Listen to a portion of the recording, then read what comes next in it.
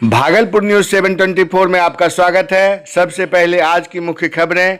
Indian exclusive party के राष्ट्रीय अध्यक्ष और सहरसा के विधायक आईपी गुप्ता पहुंचे Bhagalpur. 81 feet, 61 feet, 51 feet, 41 feet और 41 फीट लंबी विशाल कांवड़ लेकर निकले कांवड़ यात्री। भागलपुर नगर निगम कर्मियों का हड़ताल समाप्त, काम पर लौटे कर्मी। भागलपुर के टेकरीवाल धर्मशाला में कांग्रेस का प्रशिक्षण प्रारंभ। दर्दनाक सड़क हादसे में 2 चचेरे भाई की मौत। खबरों के साथ मैं हूं कुमार पुरुषोत्तम। नमस्कार। अब खबरें विस्तार से। इंडियन एक्सक्लूसिव पार्टी के राष्ट्रीय अध्यक्ष और सहरसा के विधायक आईपी गुप्ता आज भागलपुर पहुंचे।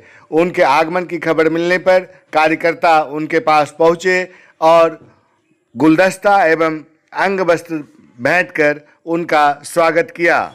मौके पर मीडिया से बातचीत करते हुए कई ज्वलंत मुद्दों पर उन्होंने अपनी राय रखी। इंडियन इंक्लूसिव पार्टी के जो कार्यकर्ता थे, एक्चुअली चुनाव के बाद विधायक बनने बाद में आया नहीं था और हम मिशन 2029-2030 को लेकर पटना में एक बड़ा कार्यक्रम करने वाले हैं। होटल मौर्या में अभी लोग डेट डिसाइड करेंगे, हो सकता है 23 या 30 हो। उसी सिलसिले में आज मैं भागलपुर आया हूँ ताकि अपने लोगों से मिल सकूँ, उनसे डिटेल में बात कर सकें। नहीं, वो संगठन ही बेसिकली 2029 का जो लोकसभा का चुनाव होने वाला है और 2030 में जो चुनाव होने वाले हैं, उसके बीच में 2027 में वहाँ चुनाव हो रहा है यूपी में। 13 तारीख को मैं जा रहा हूँ यूपी कासगंज सुल्तानगंज में दलितों की हत्या हुई है, उसके संबंध में मैं एक आंदोलन छेड़ने जा रहा है। और फिर वो भी नगर निगम नगर निकायों का चुनाव है, ग्राम पंचायत का चुनाव है। लेकिन आपको एक चीज़ और विशेष तौर पे मैं आज बताना चाहते हैं कि कल सम्राट जी ने कैबिनेट में एक डिसीजन पास किया कल परसों कि उन्होंने सवर्णों के लिए हर एक जिला में एक नोडल पदाधिकारी नियुक्त करेंगे, जो उनके समस्याओं जैसे EWS का सर्टिफिकेट नहीं बन रहा है, उनके ऊपर केस हो रहा है, उनके साथ मारपीट हो रही, उनकी समस्याओं को निवारण के लिए एक नोडल पदाधिकारी हर एक जिला स्तर पे। हमको लगता है कि ये भारत में इकलौता इस तरह का राज्य बना है, पहले मुख्यमंत्री हैं। अगर सवर्णों के लिए तो दलितों के लिए क्यों नहीं नोडल पदाधिकारी स्पेशल बनाया जाए, पिछड़ा अति पिछड़ा के लिए क्यों नहीं बनाया जाए। ये एक बड़ा गंभीर विषय है जो सोचने पे मजबूर कर दिया है इस देश को। मेरा मानना है कि 90% तो वही ऑफिसर हैं, वही लोग हैं, हर जगह हैं। जो सबसे ज़्यादा दबा कुचला तो दलित महादलित वर्ग है, उनके लिए क्यों नहीं नोडल पदाधिकारी बनाया जाए।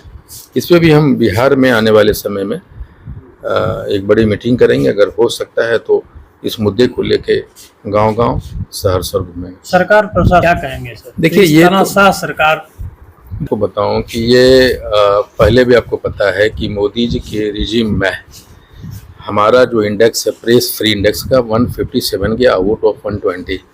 आप अगर मोदी जी या भाजपा एनडीए के सरकार के खिलाफ में तो आपकी सारी आवाज़ें बंद की जाएगी, चाहे सोशल मीडिया हो। बड़े बड़े आंदोलन हुए, किसान आंदोलन हुआ, जेएनजी आंदोलन हुआ, भारत जोड़ो यात्रा हुआ, हाकोरथ अम्फान आंदोलन, कभी कवर किया। वो लोग कवर वो चीज़ें करते हैं जो सरकार के गुणगान वाली चीज़ें हो। ये तो वाले समय में आज न कल तो होना ही है। तानाशाह का पहला वो बहुत डरपोक होता है, डरने वाला होता है।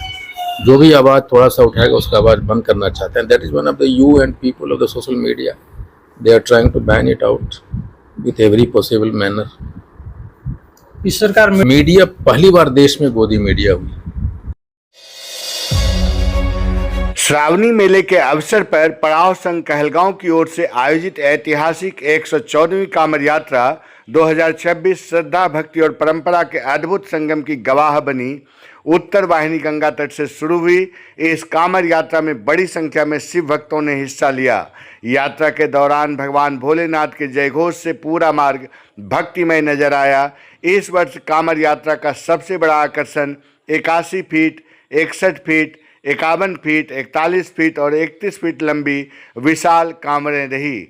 पारंपरिक शैली में सजाई गई इन विशाल कांवड़ों को रंग बिरंगी रोशनी, धार्मिक झांकियों और आकर्षक कलाकृतियों से सजाया गया था। पड़ाव संघ के अध्यक्ष अरविंद सिंह और पड़ाव संघ ट्रस्ट के अध्यक्ष संतोष चौधरी के नेतृत्व में आयोजित इस ऐतिहासिक यात्रा में करीब 5,000 शिव भक्तों के शामिल होने की बात कही गई।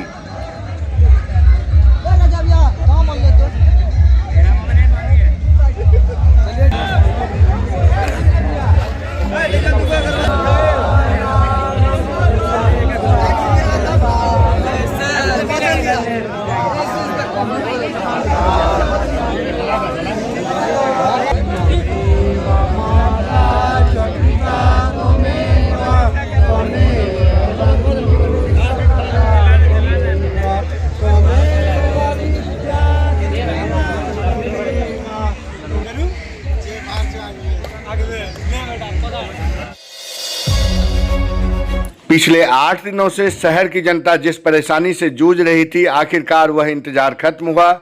नगर निगम कर्मियों की 8 दिनों से चली आ रही हड़ताल अब समाप्त हो गई है। सरकार ने दैनिक पारिश्रमिक पर कार्यरत सफाई कर्मियों को संविदा कर्मियों की तरह एकमुश्त मासिक मानदेय देने, महंगाई के अनुसार मानदेय बढ़ाने, हर 10 वर्ष की सेवा पर मानदेय में वृद्धि, अर्जित अवकाश, साल में 16 दिन का आकस्मिक अवकाश, महिला कर्मियों को हर माह 2 विशेष अवकाश, मातृत्व अवकाश, चिकित्सा, दुर्घटना और जीवन बीमा तथा सेवा समाप्ति के बाद ग्रेच्युटी की व्यवस्था पर सैद्धांतिक सहमति दी है।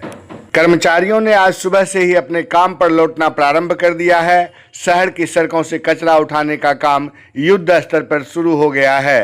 हड़ताल के दौरान जगह जगह कचरे के अंबार लग गए थे, लोगों का जीना मुहाल हो गया था, लेकिन अब प्रशासन के आश्वासन के बाद कर्मचारियों ने हड़ताल वापस ले ली है। शहर वासियों ने राहत की सांस ली है।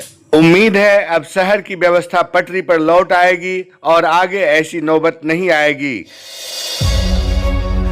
भागलपुर के टेकरीवाल धर्मशाला में बिहार प्रदेश कांग्रेस कमेटी की ओर से आयोजित द्विदिवसीय प्रशिक्षण कार्यक्रम में कांग्रेस के कार्यकर्ता और पदाधिकारी बड़ी संख्या में शामिल हुए। प्रशिक्षण शिविर का मुख्य उद्देश्य संगठन को मजबूत करना, कार्यकर्ताओं के बीच एकता और अनुशासन को बढ़ावा देना तथा आगामी रणनीति को लेकर विस्तृत चर्चा करना रहा। कार्यक्रम के दौरान पार्टी की मजबूती को लेकर कई महत्वपूर्ण विषयों पर विचार विमर्श किया गया। जानकारी देते हुए प्रदेश कांग्रेस अध्यक्ष राजेश राम कहते हैं, पूरे बिहार में ऑल इंडिया कांग्रेस कमेटी ने एक पायलट प्रोजेक्ट किया है। उस पायलट प्रोजेक्ट के तहत संगठन सृजन साथी जनसंपर्क अभियान के माध्यम से पूरे बिहार में प्रखंड अध्यक्षों का चयन हुआ है। लगभग 400 प्रखंड अध्यक्ष एक एप्लीकेशन के माध्यम से, ऐप के माध्यम से मनोनयन हुआ था। हर प्रखंड अध्यक्ष को 200 लोगों को जोड़ने का अभियान से जोड़ा गया था, जो डिजिटली था, और डिजिटली होने के कारण ये सब सक्षम लोग चुन के आए हैं। हमारा ये आज चौथा ट्रेनिंग कार्यक्रम है प्रखंडों का, जो लगभग 2.5 दिन चलते हैं। आज ये पहला दिन है और पहला दिन हम लोग बेसिक चीज का जानकारी देते हैं कि हमें समय के साथ अपने आप को कैसे बदलना है, तो उस पर चर्चा हो गई। अभी 4 ट्रेनिंग के बाद अभी 5वां ट्रेनिंग भी शुरू होगा और ये पूरी डीपली कांग्रेस के विचारधारा, बापू के विचारधारा, नेहरू के विचारधारा के साथ साथ हमें आरएसएस के विचारधारा से कैसे लड़ना है, हमें अपने जनहित को मुद्दों के साथ अपने आप को कैसे जुड़ना है, स्थानीय मुद्दे पर कैसे जुड़ना है, सोशल मीडिया पर हमें कैसे भागीदारी लेना है, सोशल मीडिया से जो एक्स है और सारे अपनी स्वतंत्रता से बात रखने की प्लेटफार्म है, उस पर सोशल मीडिया के अलग टीम देते हैं।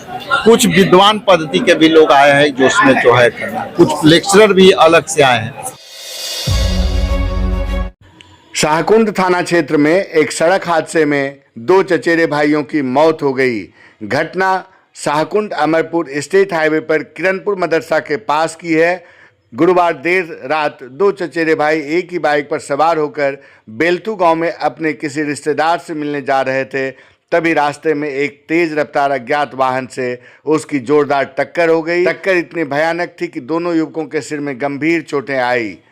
मृतकों की पहचान किरणपुर गांव के रहने वाले सौरभ कुमार उम्र 30 वर्ष पिता मृत्युंजय प्रसाद सिंह और नीतीश कुमार उम्र 23 वर्ष पिता विश्व रंजन प्रसाद सिंह के रूप में हुई है। घटना के बारे में जानकारी देते हुए शोकाकुल सौरभ एवं नीतीश के पिता घटना किस जगह हुई है? घटना किरणपुर मदरसा के पास। किरणपुर मदरसा के पास। ये रहने वाले कहाँ के दोनों बच्चे? किरणपुर का। किरणपुर के ही रहने वाले। हाँ।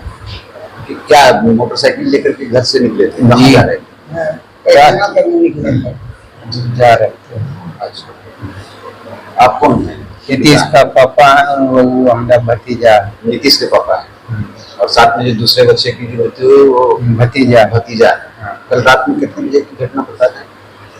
9:15 बजे से 10 बजे के बीच की है। क्या नाम है आपका? विश्वरंजन कुमार सिंह।